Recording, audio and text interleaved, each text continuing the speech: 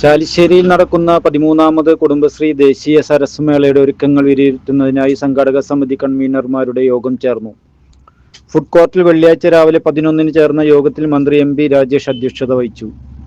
മേളയുടെ ഉദ്ഘാടനം വെള്ളിയാഴ്ച വൈകിട്ട് 4:30-ന് നടക്കുമെന്ന് മന്ത്രി യോഗത്തിൽ അറിയിച്ചു. മുഖ്യമന്ത്രി പിണറായി വിജയൻ ഹെലികോപ്റ്റർ മാർഗം വൈകിട്ട് 4-ന് പെരിങ്ങോട് ഹൈസ്കൂൾ മൈതാനത്ത് ഇറങ്ങി പ്രധാന വേദിയിലെത്തും. ചടങ്ങിൽ സ്പീക്കർ, MP-മാർ, MLA-മാർ എന്നിവർ പങ്കെടുക്കും. മേളയുമായി ബന്ധപ്പെട്ട എല്ലാ ഒരുക്കങ്ങളും യോഗത്തിൽ വിശദമായി വിലയിരുത്തി. നിശ്ചയിച്ച സമയക്രമം പാലിച്ച് എല്ലാ പരിപാടികളും നടത്തുമെന്ന് മന്ത്രി അറിയിച്ചു.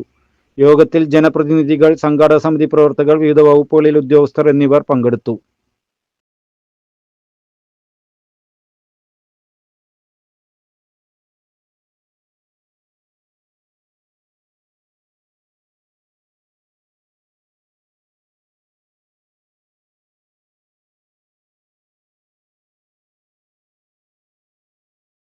ശ്രദ്ധിക്കുന്ന ഇടപെടുന്ന കാര്യങ്ങൾ അതിൻ്റെ വർക്കെല്ലാം നന്നായിട്ട് വന്നിട്ടുണ്ട്.